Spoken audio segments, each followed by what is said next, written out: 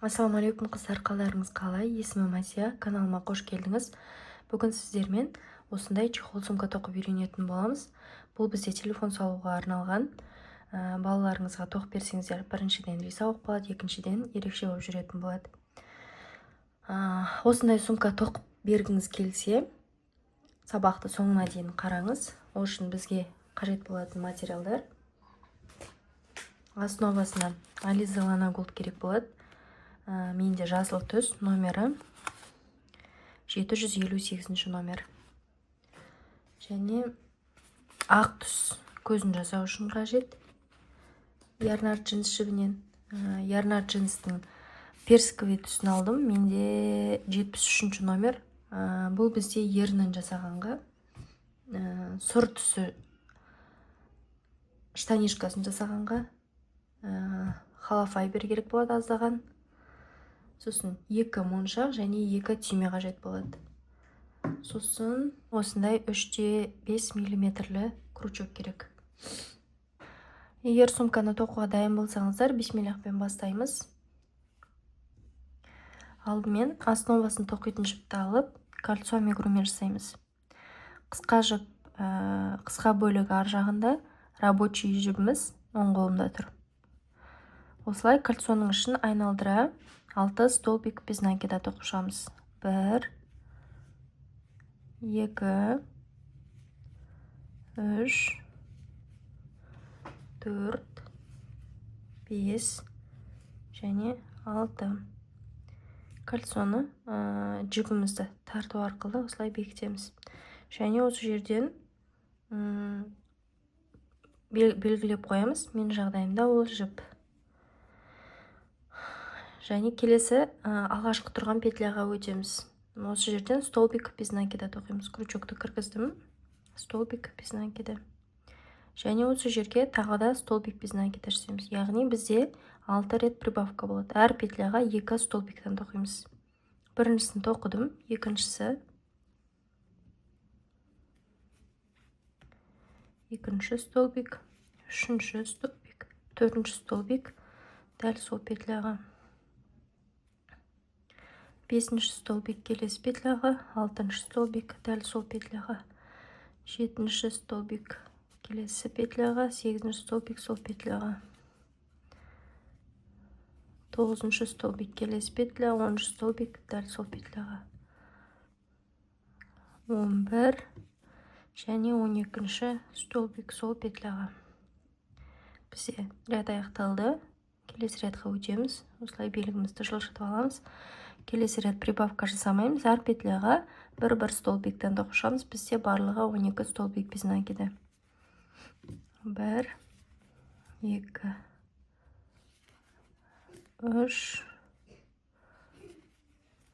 4, 5, 6, 7, 8, 9, 10, 11 және 12-ші столбик. Енді келесі рядқа өтеміз. Келесі ряд бізде өзгеріссіз. Дәл солай 12 столбик без накиданы тағы да бір рет тоқып шығамыз. Сонда бізде 2 қатар болады. Бұл екінші қатар қазір. 2, 3, 4, 5, 6, 8, 9, 10, 12.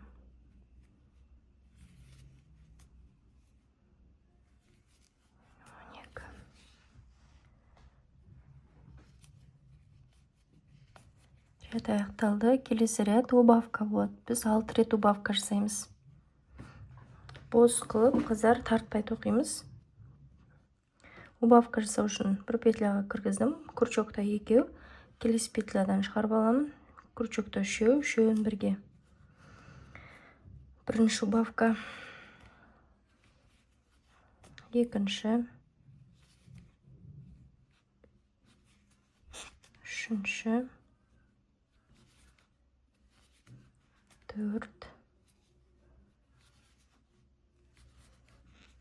5. Так.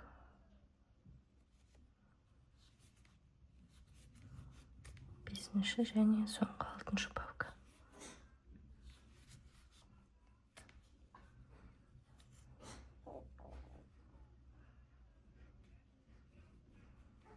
Алты рет убавка жасадық. Енді біз ішіне холофайбер салып толтырамыз.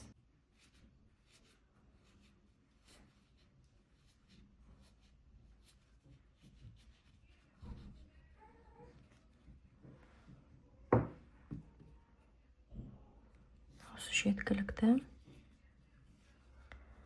Ары қарай өзгеріссіз 5 қатар тоқып шығамыз. Бізде бұл мынандай болу керек мінекей. Осылай 5 қатар тоқып шығамыз. Ешқандай өзгеріссіз 6 столбик без накидадан. Қазір 5 қатар тоқып аласыздар. Холофайбер тек осы жерге саламыз. Мынау стенкасына салудың қажет жоқ. 5 қатар тоқып алғаннан кейін осындайдан үшеу жасайсыздар. Бір аяғын тоқу үшін.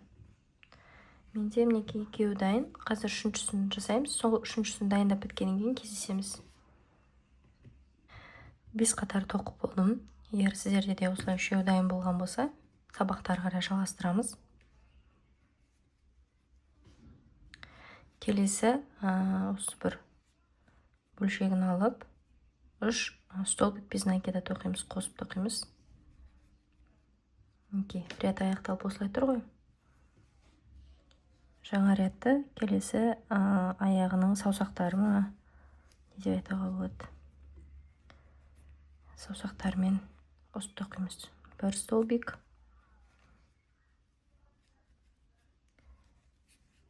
Екі. Және 3 столбик. 3 столбик без накида тоқыдым. Ортасы бір саусағынан. Және мынадан да 3 столбик без накида тоқимыз.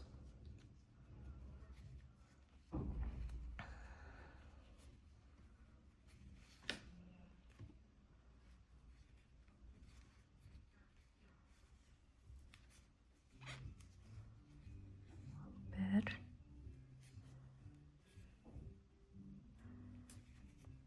Екі. 3.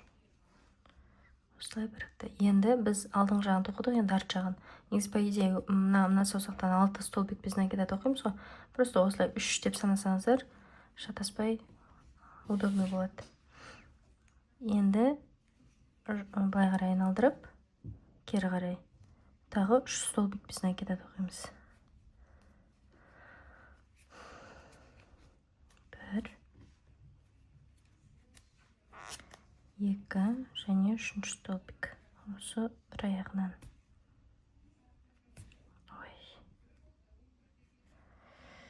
Жерден тоқи берейін.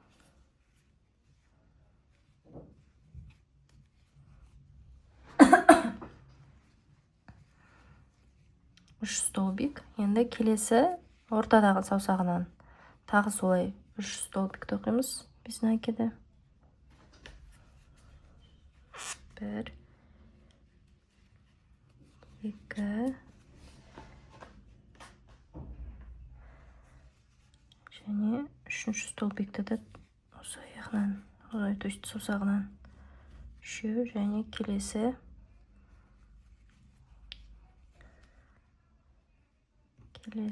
саусағынан да солай 3 столбик. 1, 2 3 және соңғы 3 столбикті тоқимыз.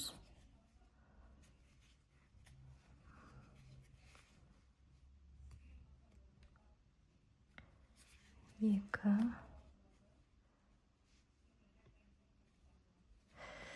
так.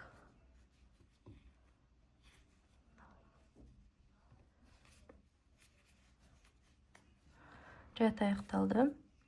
Белгімізді қойып аламыз. бізде барлығы 18 столбик без накида болу керек. Бір қатар тоқып шығамыз. Өзгеріссіз 18 столбик без накида. 1, 2, 3, 4, 5. Так.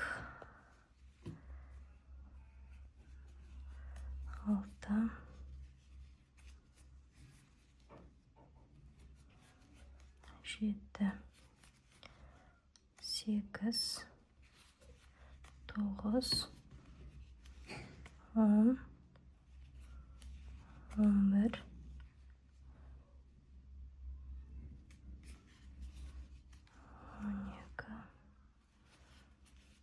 13.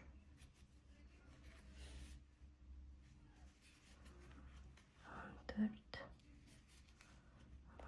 15. 16. 17. 18. Дұрыс тоқыған болсаңыздар, дәл осылай 18 столбик без накида шығу керек.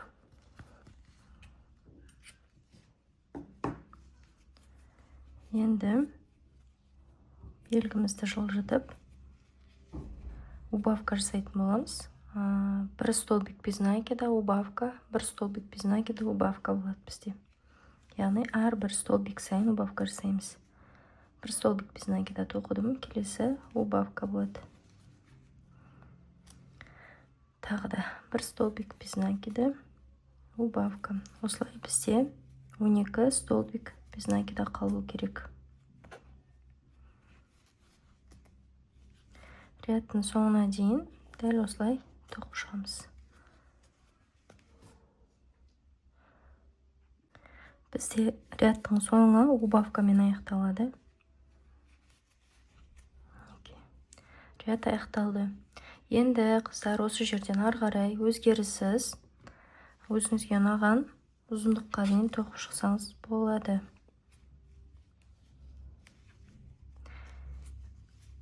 12, бізде барлығы 12 столбик без накида. Осы 12 столбик без накиданы өзгеріссіз тоқып шығамыз. Менде қазір мына жерде қанша қатар санап шығайық. Убавкадан кейін санаймын. Мына жерде убавка жасалған. Одан кейін 1, 2, 3, 4, 5, 6, 7, 8, 9, 10, 11, 12, 13, 14, 15, 16, 17, 18, 19, 20, 21, 22, 23, 26. 26 қатар жасаймыз. 27 қатарда бекітеміз. 26 қатар өз беттеріңізше тоқып шығыңыздар. Және осыдан осылай төртеу дайындап шығамыз. Неке қыздар, 26 қатар тоқып болдым, 27 қатар тоқимыз. Бізге бекіту керек.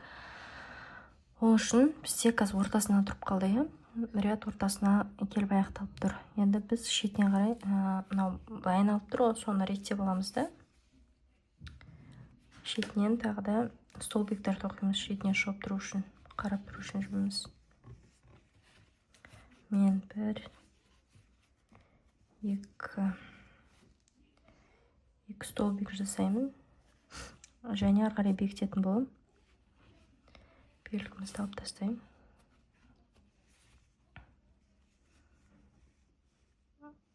Бір жағындағысы және екінші жақ бетіндегісі. Столбик петляға кіргізіп, столбик без накида тоқимыз. 1,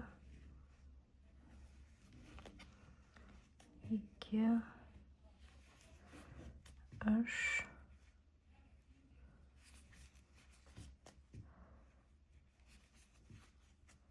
5.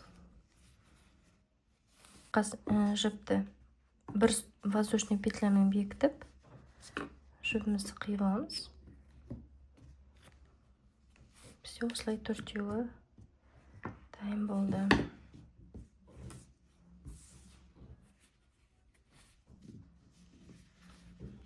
Осы төртеуін әдемілеп парит етіп аламыз. Содан кейін жұмысымызды ары қарай жалғастырамыз. Неке қыздар, парит етіп болдым, әп-әдемі болып тұр. Енді біз қыздар сумканың өзін бас жағынан бастап тоқимыз. Мына жерінен бастап, кольцо амигуруmiмен бастап, сосын кейін аяқ жағына өтетін боламыз. Аяқ жағын ең соңынан осылай тігеміз. Қазір біз бірінші кольцо амигуруми жасап, осылай төбесінен бастап тоқимыз.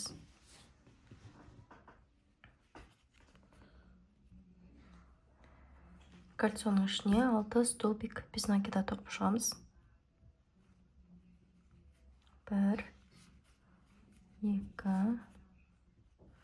3, 4,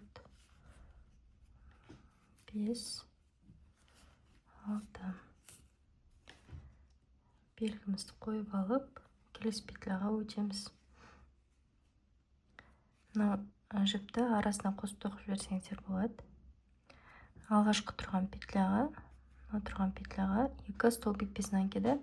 Бағана аяғын саусақтарын жасадық қой, дәл сол сияқты әр петляға 2-2 столбиктен 12 столбик без накида тоқып шығуымыз керекпіз. Мына жіпті мен арасына қосып тоқып жіберемін. 1, екінші петля, екінші столбик сол петляға. Яғни бізде прибавка, екінші прибавка, үшінші прибавка, төртінші, бесінші және соңғы 6-шы прибавка. Әр петляға 2 столбиктан тоқып 12 столбик без накида жасап шықтық. Келесі ряд прибавка, бірінші петля. Одан кейінгі петляға столбик без накида. Келесі петляға прибавка. Келесі петляға столбик без накида. Яғни бізде прибавка, 1 столбик без накида, прибавка, 1 столбик без накида болып жатыр. Осылай рядтың соңына дейін. Әрбір прибавкадан кейін 1 столбик без накида тоқимыз. Прибавка, 1 столбик без накида. Мында бізде прибавка болу керек. 1 столбик, прибавка, 1 столбик, прибавка, 1 столбик, прибавка. Рядтың соңы әшейін 1 столбик без накидамен аяқталады. Ряд аяқталды. Келесі ряд. Белгімізді жылжытамыз.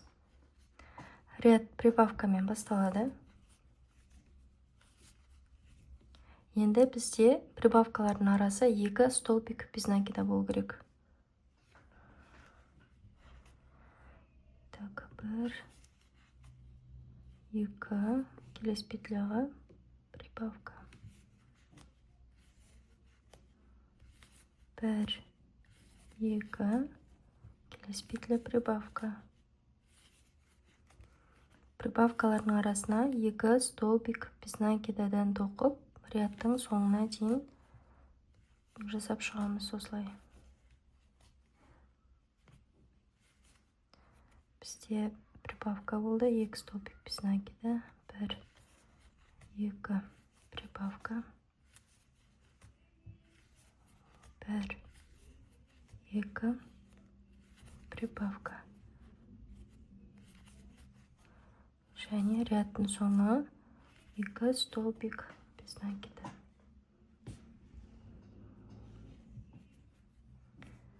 Келесі ряд прибавка, 3 столбик без накида болады. Прибавка, 1, 2, 3 және келесі петляға прибавка. Дәл осылай рядтың соңына дейін. Прибавкалардың арасы 3 столбик без накида болу керек. Бізде ряд аяқталды. Келесі ряд прибавка, 4 столбик без накида болады. Прибавка, 1, 2, 3, 4 және прибавка. Осылай рядтың соңына дейін. Прибавкалардың арасы 4 столбик без накида. Ряд аяқталды. Келесі ряд прибавка, 5 столбик без накида. Прибавка, 1, 2, 3, 4, 5 және келесі петля прибавка. Рядтың соңына дейін 5 столбик без накида прибавка. Келесі ряд прибавка. 6 столбик без накида. 1, 2, 3, 4, 5, 6 және прибавка. Осылай рядтың соңына дейін 1, 2, 3, 4, 5, 6 прибавка. Ряд аяқталды. Келесі ряд прибавка 7 столбик без накида болады. Және бұл бізде соңғы прибавка. 1, то есть прибавка.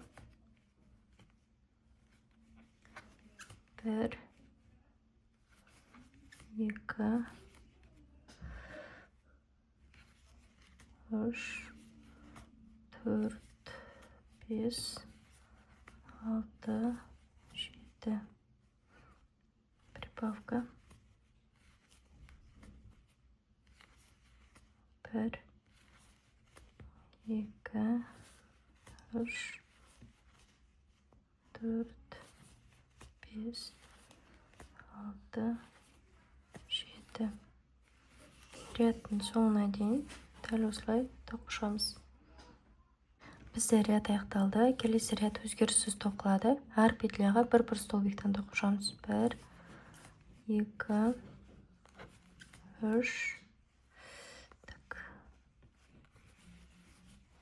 3, 4, 5, 6, 7, 8, 9, 10, 11, 12, 13, 14, 48, 49, 50, 51, 52, 53, 54.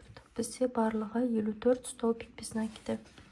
Енді осы 54 столбик без накиданы тағы 5 қатар тоқышамыз. Бізде прибавкасыз 6 қатар болады. Біз қаз бір қатарды тоқыдық. Енді 5 қатар тоқысақ 6 қатар болады. Дәл осылай өзгеріссіз тоқып шығыңыздар 6 қатар. Сол жерде кесеміз. Қыздар, мен прибавкадан төмен қарай санаған кезде 6 қатар жасап шықтым. Қазір соңғы прибавканы тауып алайын.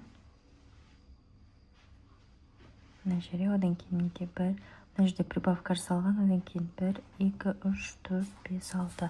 6 қатар тоқып алдым. Енді бізге ернін жасау керек, аузын телефон салу үшін. Ол үшін осы жерден 22 қатар 22 петля тастаймыз. 1, 2, 3, 4, 5, 6, 7, 8, 9, 10, 11, 12, 13, 14, 15, 16, 17, 18, 19, 20, 21, 22. 22 петля тастап, 23 петля менде мынау. Осы жерді белгілеп аламыз.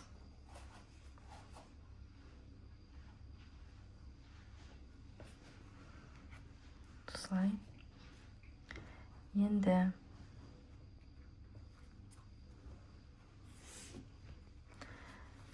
жиырма екі петля тастадық қой. Енді 22 петля воздушный петля теріп аламыз. 1, 2, 3, 4, 5, 6, 7, 8, 9, 10, 20, 21, 22. Және 23-ші белгілеп қойған петлямызға столбик без накида жасап ары қарай жалғастырамыз. Рядтың соңына дейін. Ешқандай өзгеріссіз дәл осылай тоқылай береді.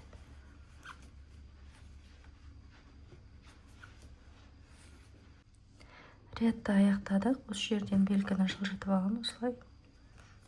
Және воздушный петляның әрқайсысына бір столбиктан 22 столбик без накида. Осы соны толық тоқып шығамыз.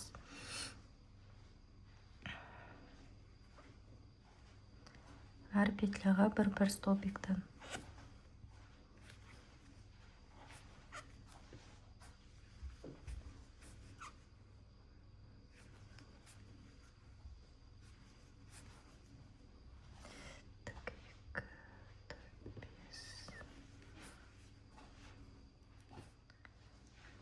Соңғы 22-ші воздушный петля.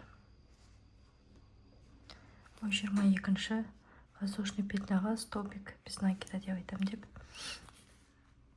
Болды, осы жерге телефон кіргізетін жасап алдық.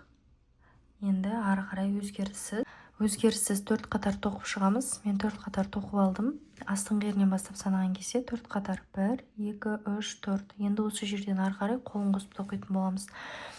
Қолын мен ряд аяқталғаннан кейін 20 столбик без накида тоқып алдым. Одан кейін барып қосайын деп тұрмыз, сізде басқа количество шығуы мүмкін. Ода тұрған ешнәрсе жоқ. Былай есептесек болады. Мына ерні болса, соның дәл шетінен, осы жерінен қосатын боламыз.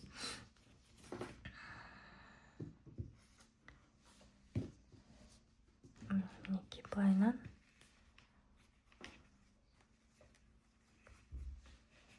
Осылай ұстап.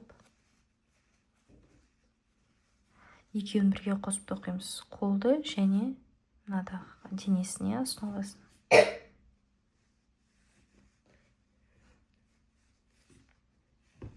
Петля қалдырып кетпей.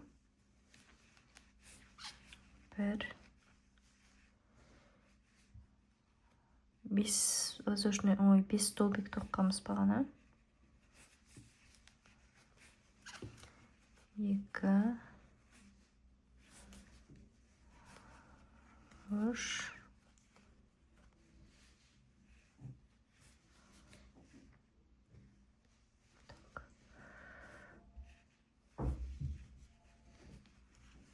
4 және қолдың соңғы 5-ші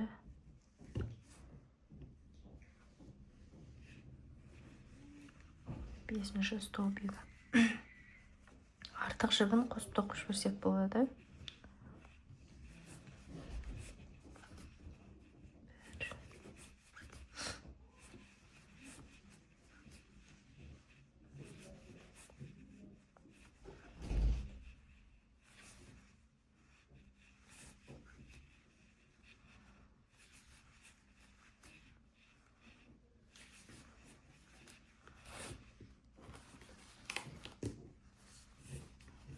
Осылай тұрдық.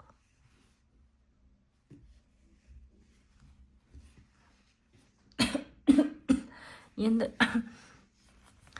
дәл осылай екінші қолын тоқитын кезде осылай белгілеп аламыз. Мына жерден тұратын болса, осы жерден ары қарай 5 петля. 1, 2, 3, 4, 5. 5 петля жетпей, мына жерге дейін тоқимыз да, ары қарай қолын қосып тоқитын боламыз. Қазір мен осы жерге дейін тоқып алайын. Сосын екінші қолын қосып тоқимыз. Мінекей мен 5 столбик жетпей тоқтап тұрмын. Мына жерде 1, 2, 3, 4, 5. Осы жерге екінші қолын қосамыз.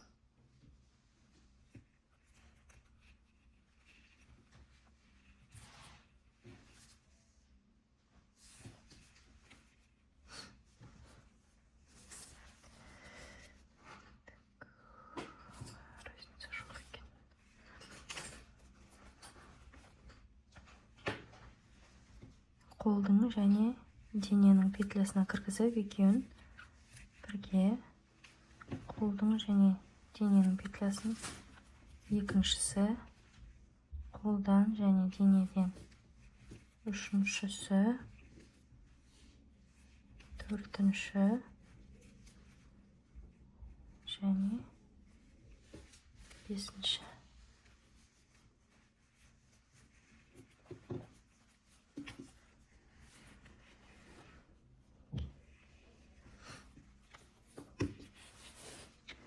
Ары қарай өзгеріссіз тоқып шығамыз.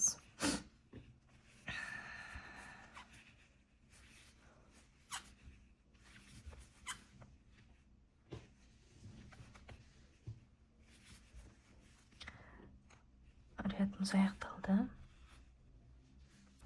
Ары қарай да өзгеріссіз тоқылады. Біз енді 20 қатарға дейін примерно ұзындық, өзімізге керек ұзындыққа дейін тоқимыз. Мына жерде қазір мына сумкада мен 1, 2, 3, 4, 5, 6, 7, 8, 9, 10, 11, 12, 13, 14, 15, 16, 17, 18, 19, 20, 21, 22, 23, 24, 25, 26, 27, 28, 29, 30. 30 қатар тоқыған екенмін. Бірақ бұл бізде 2-де 5 немесе 2 мм крючокпен тоқылған. Сол үшін өте нығыз. Может, ұзындығы сәл мынадан басқаша болуы мүмкін. Мынау енді 3-те 5пен тоқылғаннан кейін бұл сәл үлкендеу болып тұр. Сол үшін 30 қатар емес, қазір енді бір 20 қатар тоқық. Содан кейін ұзындығы телефон салғанға келе ма, келмей ма, бір тексереміз. Если келетін болса, сол жерден бекітеміз, келмесе тағы қосып тоқисыздар. Сіздер де өздеріңіздің телефондарыңызды салып, тексеріп, көріп, барып жасасаңыздар болады. Өзгеріссіз керек ұзындыққа дейін тоқып алайық, сол жерде кездесеміз. Қыздар, мен керек размерге дейін тоқып алдым. Менде барлығы 1, 2, 3, 1, 2, 3, 4, 5, 6, 7, 8, 9, 10, 11, 12, 13, 14, 15, 16, 17, 18, 19, 20, 21, 22, 23, 24, 25, 26. Барлығы 26 қатар тоқыдым. Енді аяғын қосатын боламыз. Ол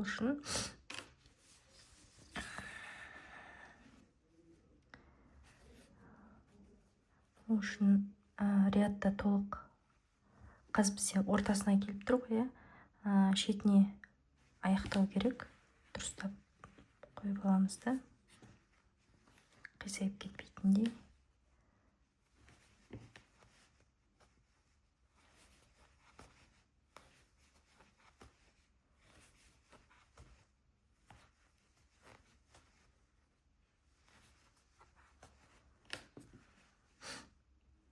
Енді осылай жұмысты кері айналдырып аламыз да, аяғын қосып тоқимыз. Сол үшін аяғын керісінше алдыңғы жағына қоямыз. Мынау арт жағы, аяғын алдына қарай қоямыз осылайынан.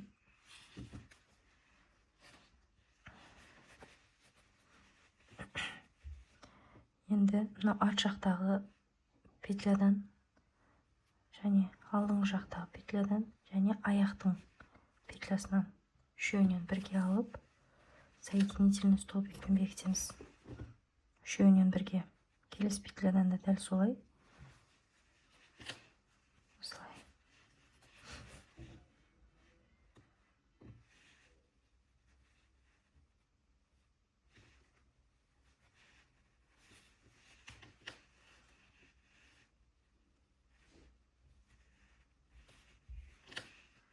Қатты тартпай, бос етіп бекітіп шығамыз. Бесеуін бекіттік. Енді орта жағын. Нәрсе петля қалып қалған жоқ па? Жоқ, қалған жоқ. Солай. Енді екеуінен ғана.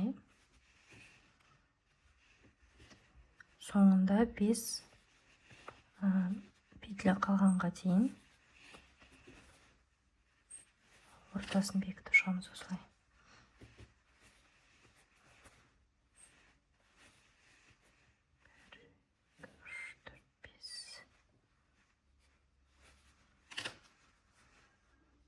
Келесі аяғын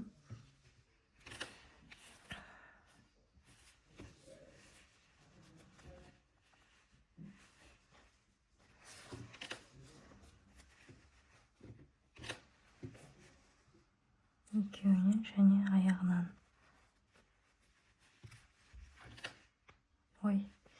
Соединительный столбикпен келесі петлядан және аяқтан.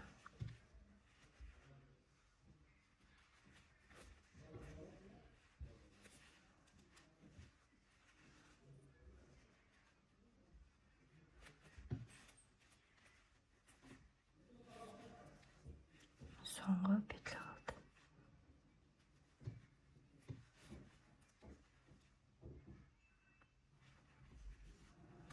Бір воздушный петлямен бекітеміз. Және жіпті қиып тастаймыз. Артық жіптерін ішіне крючоктың көмегімен кіргізіп тастайық. Осылай болды. Енді ерінін жасап алайық. Енді персик тұз.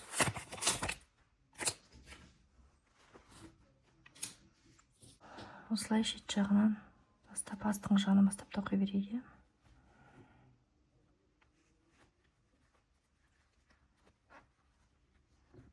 Бірінші қатар әр петляға бір столбик без накидадан тоқып шығамыз. Осылай.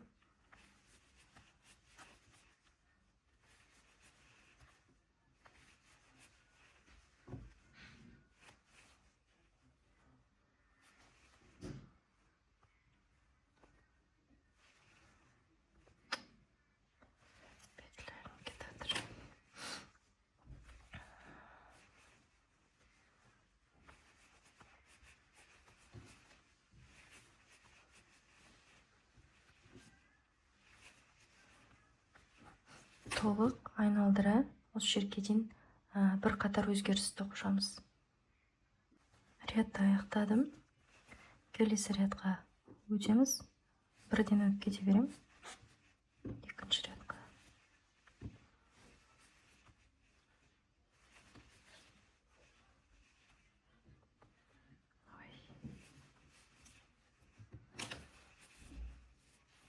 Енді біз қыздар мына шетіне келген кезде астынан екі прибавка, астынан бір прибавка, үстінен бір прибавка, екі рет прибавка жасайтын боламыз.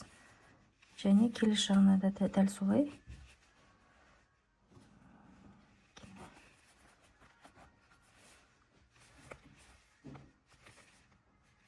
Прибавка.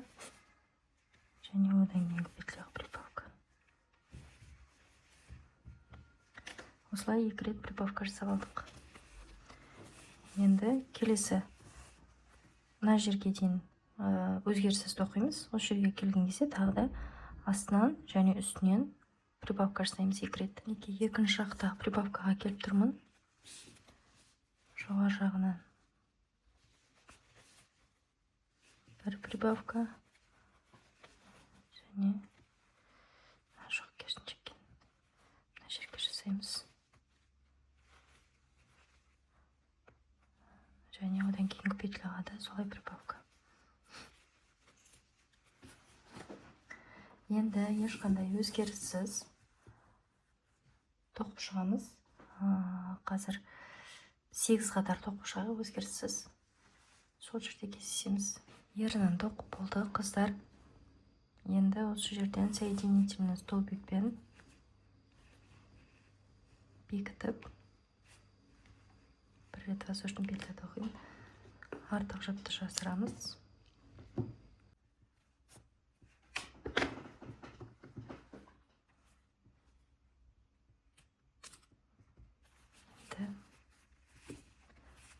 Жіпті де қиып тастайын.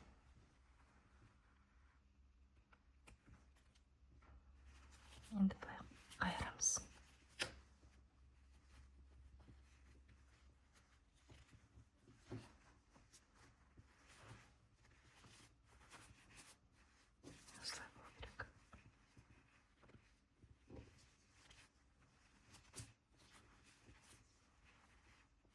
Еріні дайын.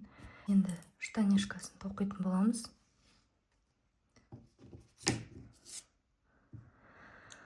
Алдымен сұр түсті жібімізге немесе өзіңізге ұнаған түс бола береді. Штанишкасын тоқу үшін 60 воздушный петля тоқып аламыз. 1, 2, 3, 4, 5, 6, 7, 8, 9, 10, 11, 12, 13, 14, 15, 16, 17, 18, 56, 57, 58, 59, 60 воздушный петля теріп алдық. Енді айналып кетпес үшін осылай реттеп аламыз да. туралап соединительный столбикпен алғашқы петляға бекітеміз.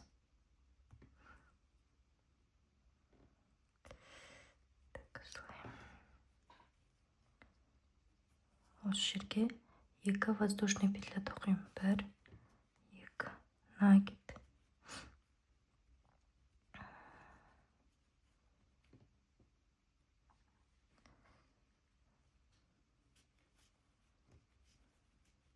Менде мына 2 воздушный петля ешқандай столбик с накидымның рөлін атқармайды. Осы менде 1 деп есептеледі. Ары қарай 59 столбик без накида, барлығы 60 столбик, яғни столбик с накидам, барлығы 60 столбик с накидам тоқитын боламыз. 2,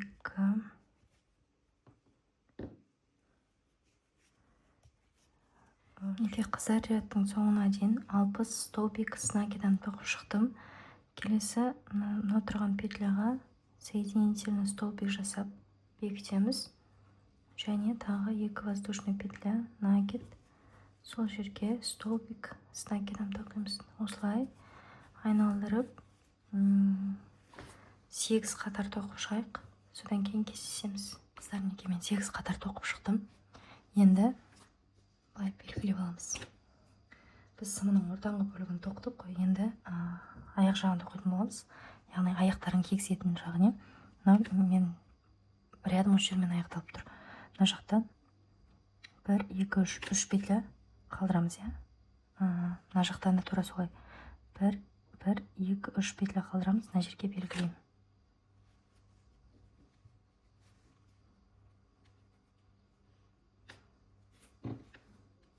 Және арт жағынан да дәл солай.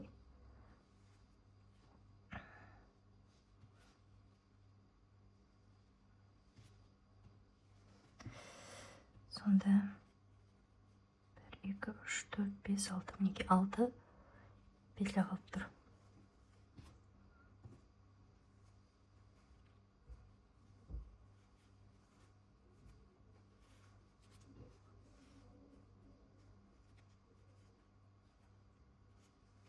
Мына жақтан да тура солай белгілеген жерден бастап 6 петля қалдырамыз.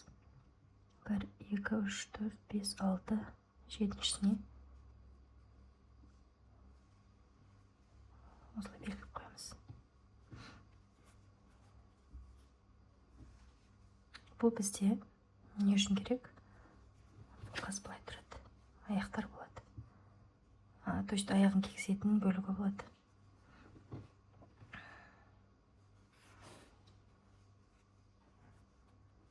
Мына жерде белгілеп қойдым ғой жаңа. Осы жерге крючокты кіргізіп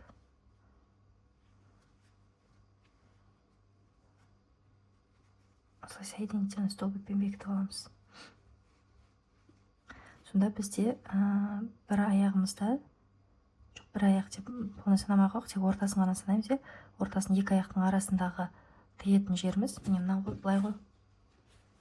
Біз қазына бөлігін тоқимыз, сосын ортасын тігеміз, ары қарай келесі аяғын тоқитын боламыз. Түсінікті болды деп ойлаймын. Мынаны алып тастасақ болады. 1, 2 воздушный петля, накид, сол жерге столбик с накидом.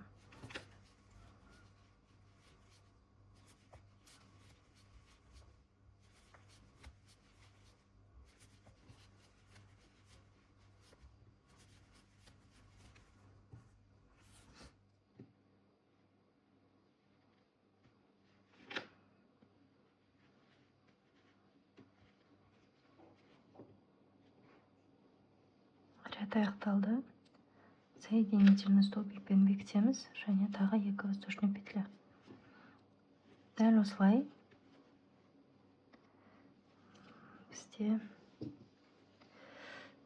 1, 2, 3, 4 қатар тоқу керек. Бір қатар тоқыдық, енді 3 қатар тоқимыз. Тура осылай бір аяғын.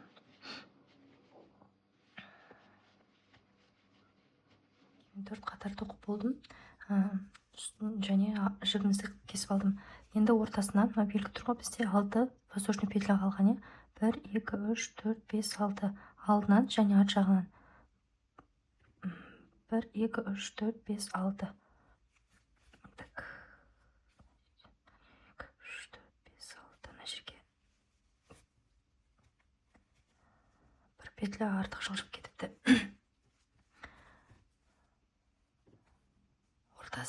Ортасын бөлек инемен тығып, сосын мына жағын отдельно тоқсаңыздар болады. Немесе ортасын соединительный столбикпен бекітіп, одан кейін келесі аяққа өтсек те болады. Мен қазір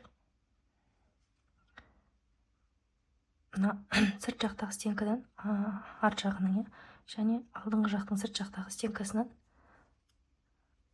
өткізіп жібімізді соединительный столбикпен бекітіп аламын.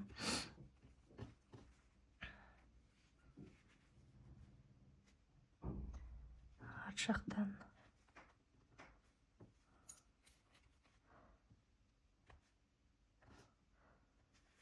тек сыртқы стенкаларынан ғана өткізіп жатырмын.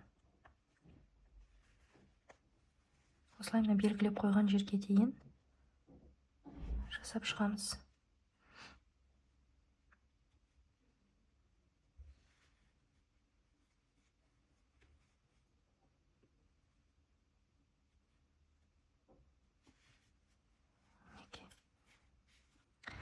Қыздар, біз ортасына 6 соединительный столбик жасадық. Бізде мына жақ аяқта 22 столбик снакидан болған. Мына жақта да 22 столбик снакидан болу керек, бірақ менде 24 2 петля артылып қалды.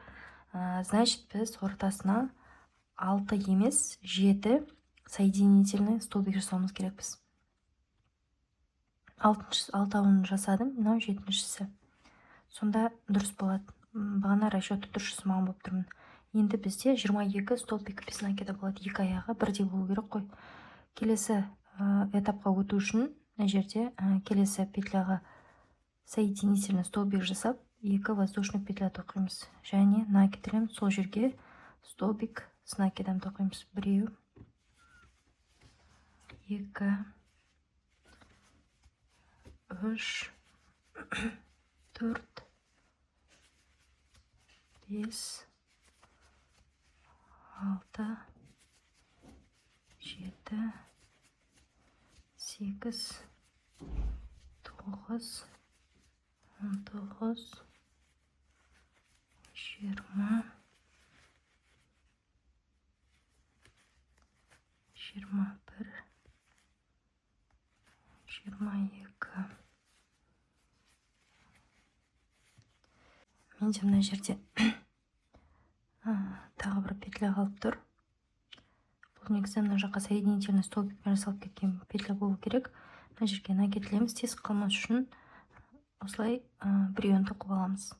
Крючокта екеу тұр. Және мына жақта тұрған петляға қайтадан соединительный столбикпен үшеуін бірге өткіземіз осылай. 2 воздушный петля, накид, дәл сол жерге столбик с накидом. Біреу бізде, мынау менде есептелмейді. 2 3 4 5 6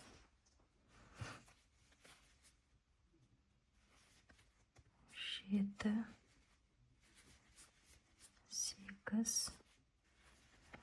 8 21 және 22. Енді дұрыс шықты.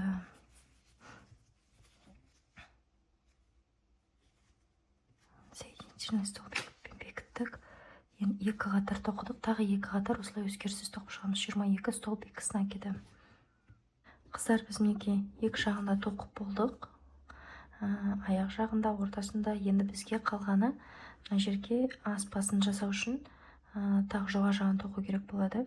Ол үшін біз мына жақтан бастап санайық қазір. 1 2 3 петля қалдырып, одан кейінгі петляға белгілеп аламын. Яғни 4-ші петляға 1 2 3 петля қалдырдым.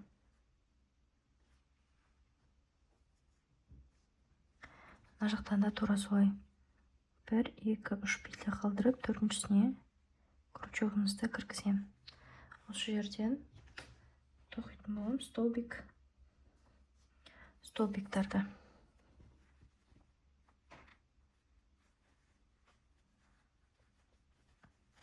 Екі воздушный петля, накид. Келесі мына тұрған емес, одан кейінгі тұрған петляға столбик с накидом тоқимын. Осылай әр петляға бір-бірден столбиктарды тоқып шығамын. Белгілеген жерге дейін. Мына жерге дейін тоқып шығамыз. Қыздар, мінекей мен белгілеген жерге дейін столбиктарды тоқып шықтым. Менде дәл осы жерінде мынау екі воздушный петля столбиктің қызметін атқаратын болады. 1 2 3 4 5 6 7 8 9 10 11 12 13 14 15 16 17 18 19 20 21 22 23 23 столбик с накидом тоқып шықтым. Енді екі воздушный петля 1 2 кері айналдырамыз. Накид, мынау емес, одан кейінгі тұрған петляға столбик тоқимыз с накидом. 1 2 болды, воздушный петлямен қосқанда 3 4 18 19 20 және 21-ші накидлеміз. 22-ші петляны осылай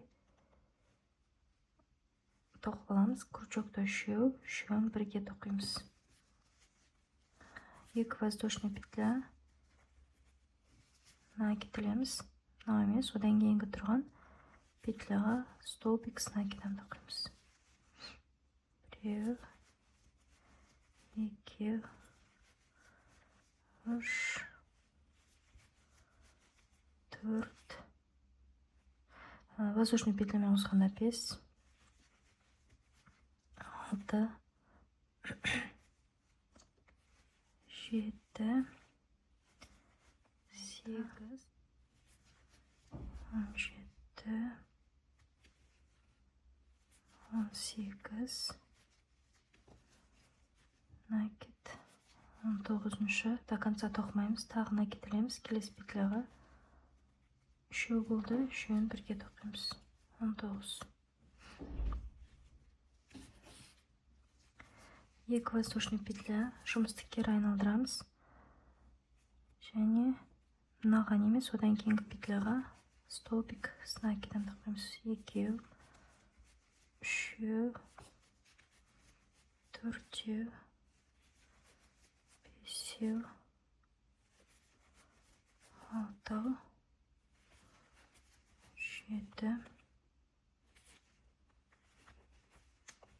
14 15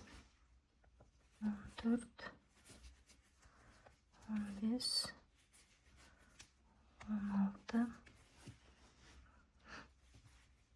17-шіні до конца тоқымаймыз, және 18-шіні де до конца тоқымаймыз. Крючокта үшеуін бірге. Бізде осылай екі жақ шетінен қысқарды. Осы жеткілікті. Осы жерден воздушный петлямен бекітіп жібімізді қиып аламыз.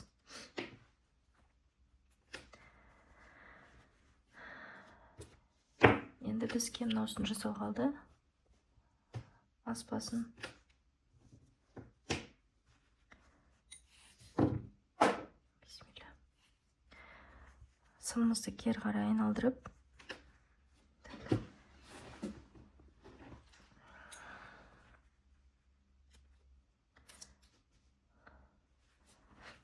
дәл мынау алдыңғы жағын басталып тұрған жеріне крючокты кіргізіп, осының бойымен, жерге.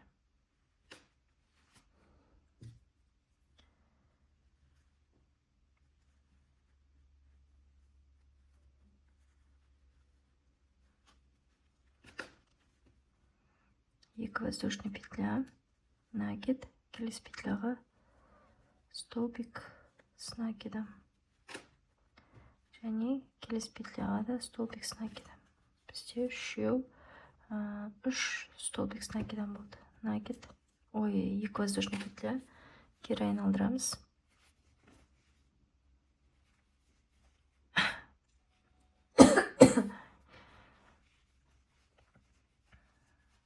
Екі воздушный петля.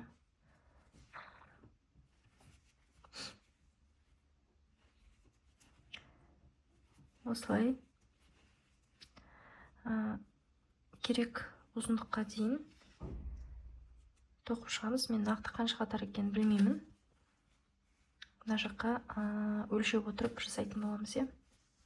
2 асатын жерінде дәл осылай жасап шығамыз. Мен 2 жағынан да асатын аспасын тоқып алдым. Енді полностью сымын айналдыра шетіне жолақ жасағым кеп тұр. Яғни мына жерде көк түсті жіппен жасадым ғой, сол сияқты жиегін тоқимын. Бірақ бар тоқи түсті жіптен. Столбик біз накида жасау арқылы тоқып шығатын боламын. Арт жағынан бастайым.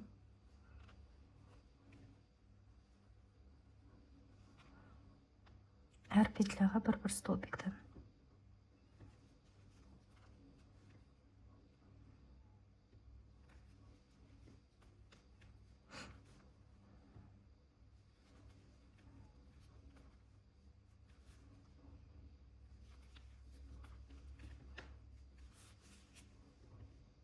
Енді қыздар, штанишкасына осындай декоративный жұлдыз жасап аламыз. Мен бір жақ бетін тоқып қойдым, қазір екінші жақ бетін тоқып көрсетемін. Кольцо амигурумен жасаймыз. Және кольцоның ішіне 5 столбик без накида тоқимыз. 1, 2, 3, 4, 5. Кольцоны бекітеміз. Осы жерден белгі қойып қояйын.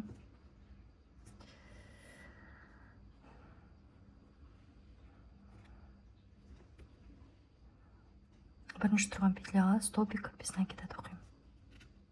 Және дәл сол петляға, тағы да столбик без накида тоқимын.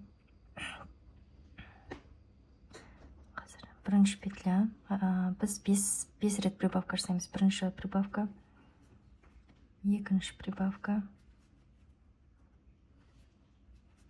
үшінші прибавка, төртінші, және соңғы 5-ші прибавка. Әр петляға 2 столбиктан тоқып шықтық.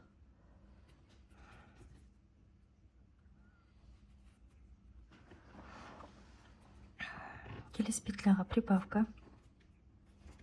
Келесі ряд бұл бізде. Столбик без накида. Келесі петля прибавка. Столбик без накида. Прибавка. Столбик без накида, прибавка, столбик без накида, прибавка,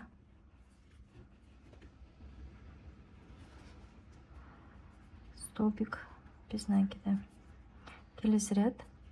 Айтпақшы қыздар, мен жұлдызын осы 2,5 мм крючокпен тоқып жатырмын. 3,5 тым үлкен болып кеткен себепті. Столбик, то есть прибавка жасаймыз келесі рядқа. Столбик без накида, прибавка. Жоқ, енді бізде прибавкалардың арасы 2 столбик болады ғой. Біріншісін тоқыдым, екіншісі, және келесі петляға прибавка. 1, 2, прибавка. Прибавкалардың арасы 2 столбик без накида болады. Келесі ретті прибавка 3 столбик без накида болады. Одан кейінгі ретті прибавка 4 столбик без накида болады. Сол прибавкалардың арасы 4 столбик без накида болғанға дейін өз бетімізше тоқып шығамыз. тағы 2 қатар тоқимыз. Қазір прибавка 3 столбик без накида прибавка болса, одан кейінгі рядта прибавка 4 столбик без накида прибавка. Солай рядтың соңына дейін. Қыздар, неге біз прибавкалардың арасы 4 столбик без накида болғанға дейін тоқып алдық. Мына жерде прибавка 1, 2, 3, 4 және тағы прибавка болып тұр. Енді біз мынау жұлдызшаларын жасаймыз. Ол үшін келесі петляға, прибавка жасалып тұрған петляға столбик без накида, одан кейінгі петляға бізде мына жерге белгімізді ауыстырып алайық. 7 столбик без накида тоқу керекпіз. 1, 2, 3, 4, 5, 6 және 7. Прибавканың үстіне кеп тұр. 7 столбик без накида тоқып алдық. Жұмысымызды кері айналдырамыз. 5 столбик без накида тоқуымыз керек. Так, тоқымай одан кейінгі. 1, 2, 3, 4, 5. Жұмысымызды кері айналдырамыз. Мына петляға тоқымаймыз, одан кейінгі петляға 1, 2, 3, 4.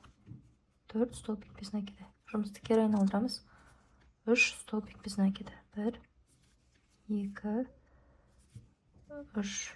Жұмысымызды кері айналдырамыз. 2 столбик без накида. 1, 2. Жұмысты кері айналдырамыз. 1 столбик без накида. Және воздушный петлямен жұмысымызды аяқтаймыз. Дәл солай жалғастырамыз. Прибавка жасалған жер. Дәл сол жерге қайтадан крючогымызды кіргізіп, столбик без накида тоқып шығамыз. 7 столбик без накида.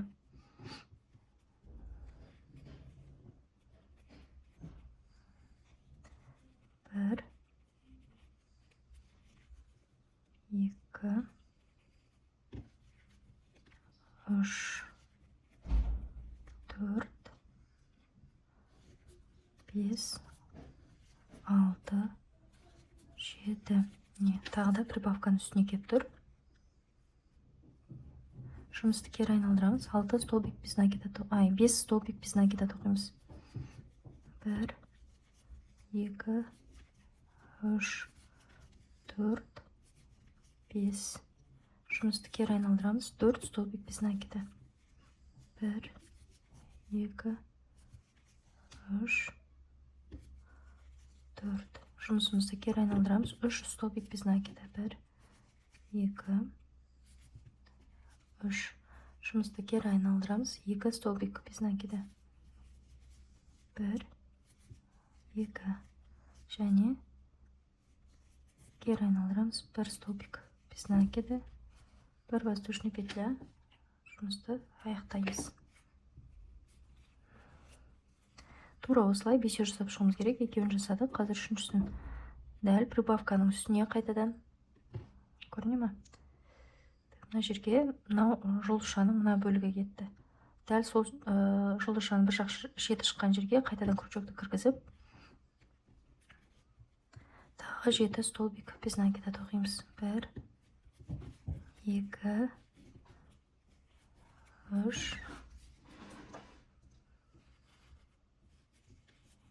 4, 5, 6, 7. Жұмысты кері айналдырамыз. 2 рет убавка, яғни 6 столбик без накида болу керек. Ой, 7 столбик тоқымыз, 5 столбик болу керек. 1, 2, 3, 4, 5. Жұмысымызды кері айналдырамыз. 4 столбик без накида. 1, 2, 3, 4. 3 столбик без накида. 1, 2, 3. Кері айналдырамыз. 2 столбик без накида. 1, 2. Кері айналдырамыз. 1 столбик без накида. Воздушная петля. Бізде барлығы дайын. Енді екеуін қосып тоқып қалды. Осылай екеуін біріктіріп шығамыз.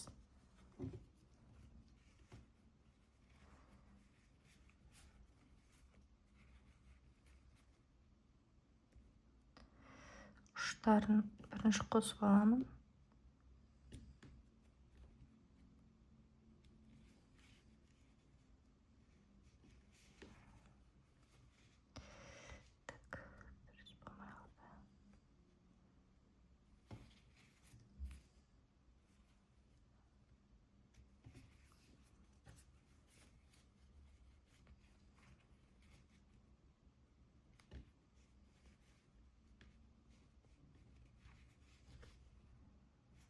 Келесі жанында тұрған петлядан осылай әр жерінен алып, екеуін біріктіріп тоқитын боламыз столбик без накидамен.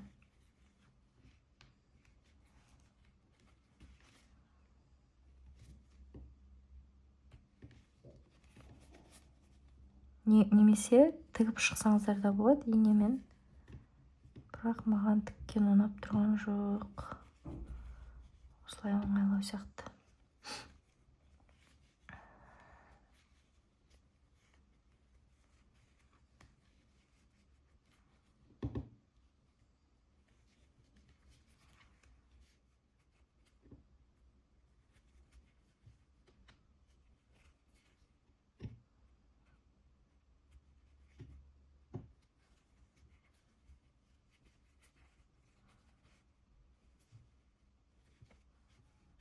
Ар жерде жұлдыздың бас жағынан 3 алдым. Бір петлядан 3 столбик без накида тоқып алдым.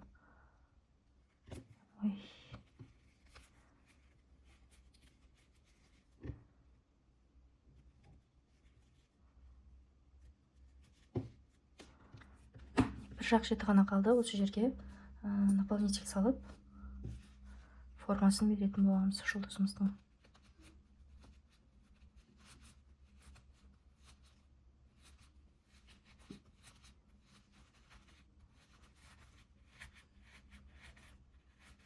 Фаберімізді жеткілікті мөлшерде салып алғаннан кейін соңғы жұмыстарды жасаймыз.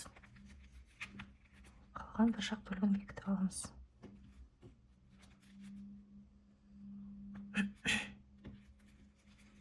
Неке біздің жұлдызымыз дайын. Енді бізге бақаның көзін және шнурын жасау қалды. Ақ жіппен жасаймыз. Ақ түспен кольцо амигуруми жасап, кольцоның ішіне 6 столбик без накида тоқып аламыз.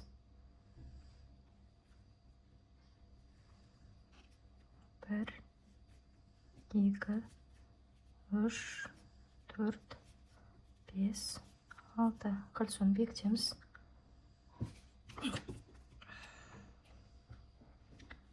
Белгімізді қойып, келесі рядқа өтеміз. Алғашқы тұрған петляға прибавка жасаймыз. Яғни бір петляға 2 столбик без накида тоқимыз. Біз бұл рядта 6 рет прибавка жасаймыз. Бірінші прибавканы жасадық. Келесі петляға екінші прибавка, үшінші прибавка, төртінші,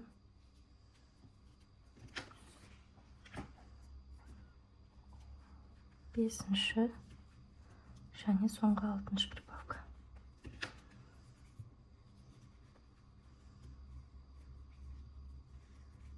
Келесі ряд прибавкамен басталады. 1 және 2 столбик без накида, прибавка, столбик без накида, прибавка, столбик без накида, прибавка, столбик без накида, прибавка, столбик без накида, прибавка, және соңғы столбик без накида. Енді өзгеріссіз 3 қатар тоқышамыз.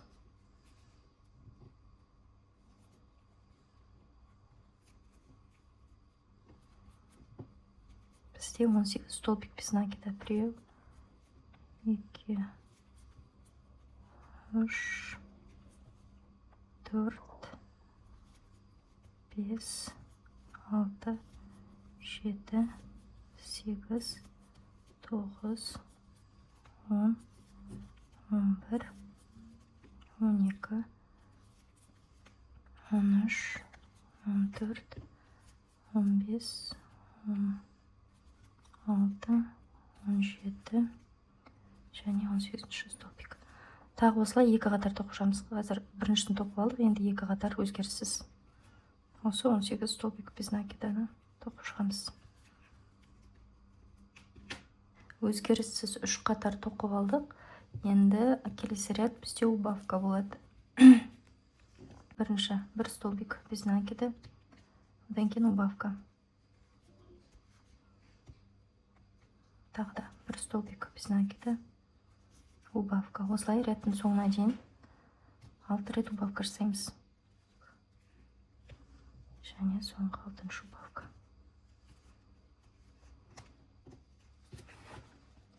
Осы жерден наполнитель салып аламыз ішіне.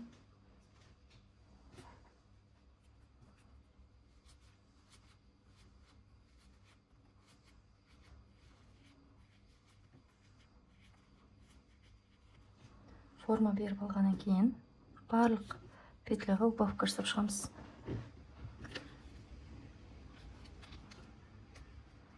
Бірінші убавка, екінші, үшінші убавка, төртінші убавка, бесінші және соңғы 6-шы убавка.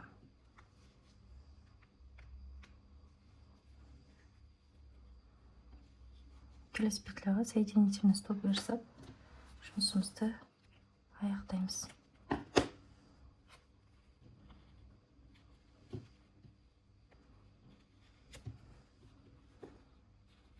Бізге мына жақ емес, мына жақ керек болады.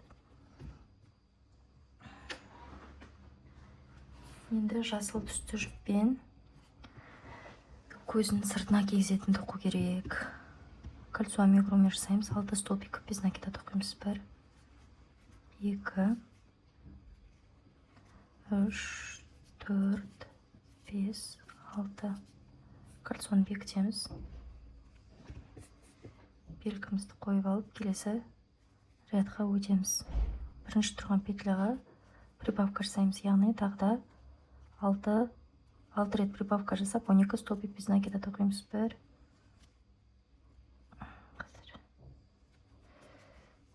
бірінші прибавка, екінші прибавка, үшінші, 4, 5 және соңғы 6-шы прибавка. Келесі ряд прибавка, бір столбик без накида болады.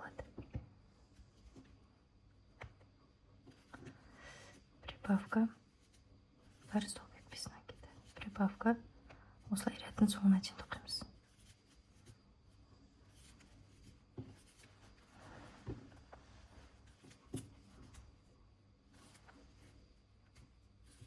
Прибавка, бір столбик без накида.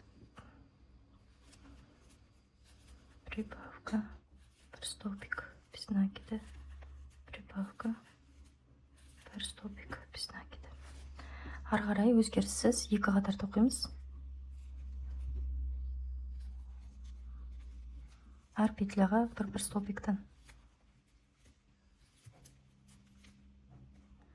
Рядымыз аяқталды. Келесі петляға соединительный столбик жасап, жұмысымызды аяқтаймыз. Және артық жіптерін ішіне кіргізіп жібереміз. Осылай екі көзінде осылай дайындап аламыз. Мен де мінекей дайын. Осылай киіп тұру керек қой. Осы жерден білдірмей тігіп алсаңыздар болады, немесе ыстық клей бар болса, ыстық клеймен жабыстыруға да болады. Мен ыстық клеймен жабыстырамын.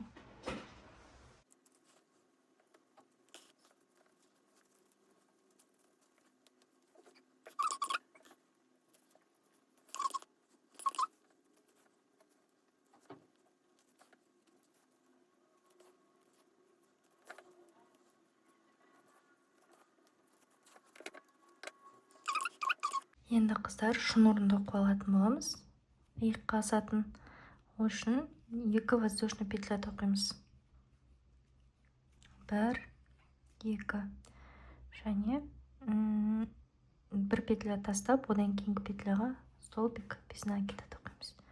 Және сағат тілімен айналдырамыз жұмысымызды. Мына тұрған петляға, мына жерде тұрған крючогымызды үстінен кіргізіп, осылай столбик без накида тоқып аламыз. Сағат тілімен айналдырамыз. Енді бізден мына жерде 2 петля болды. Осы екеуінен де крючокты үстінен кіргізіп, осылай алып шығамыз және столбик без накида тоқимыз. Осылай сағат тілімен айналдып кете береді. Тағы да бір рет көрсетемін.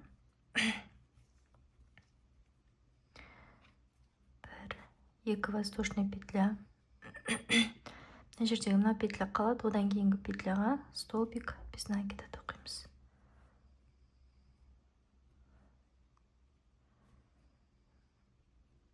Жұмысты кері айналдырамыз сағат тілімен.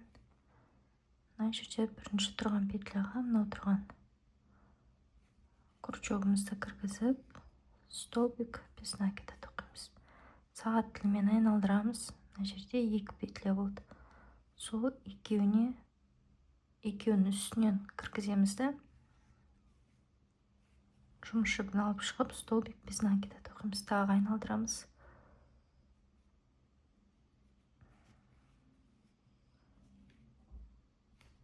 Столбик без накида. Тағы осылай айналдырып тоқып шығатын боламыз. Өзімізге керек ұзындыққа дейін.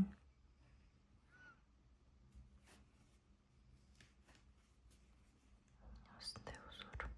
Узорын өзіңізге ұнаған басқа түрмен де жасасаңыз болады, басқа тәсілмен. Бізде барлығы дайын. Енді құрастырамыз, е.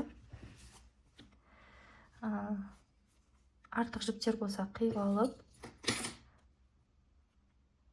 тігетін жер болса тігіп, жабыстыратын жер болса жабыстырып шығамыз.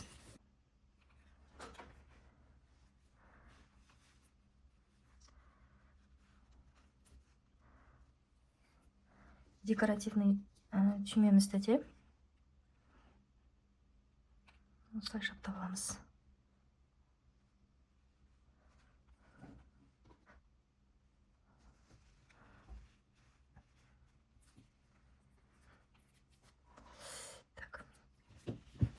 Иығы түсіп кетпес үшін де мынаны астынан да жаптап қоямын.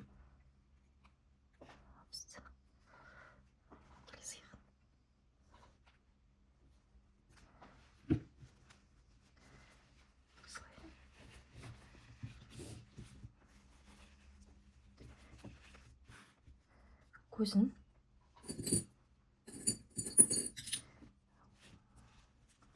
бірінші бір келкетіп орналастырып аламын. Екі жақ теңдей болып тұратындай. Осылай тігіп алсаңыздар да болады. Спицаның көмегімен қадап тұрып, қозғалып кетпейтіндей. Осылай болатын сияқты.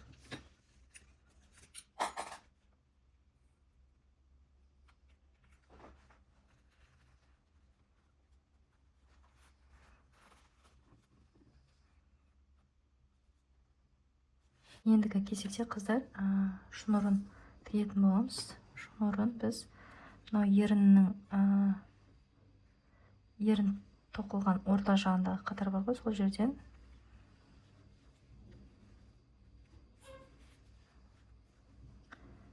арт жағынан тоқимыз, тігеміз. Осы жерден тігейін.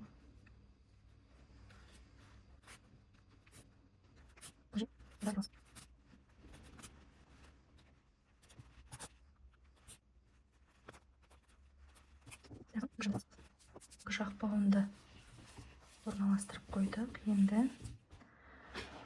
жұлдызшасы қалды. Қыздар, біз сумканы толық аяқтап болдық. Барлығын орналастырдық. Сумкамыз толығымен дайын. Сіздерге сабақ ұнаса, міндетті түрде каналыма тіркеліп, лайк басып, комментарий жазып кетуді ұмытпаңыздар. Түсінбеген сұрақтарыңыз болса, сұрасаңыздар, міндетті түрде жауап беретін боламын. Және описанияға өзімнің инстаграм парақшамды қалдырамын.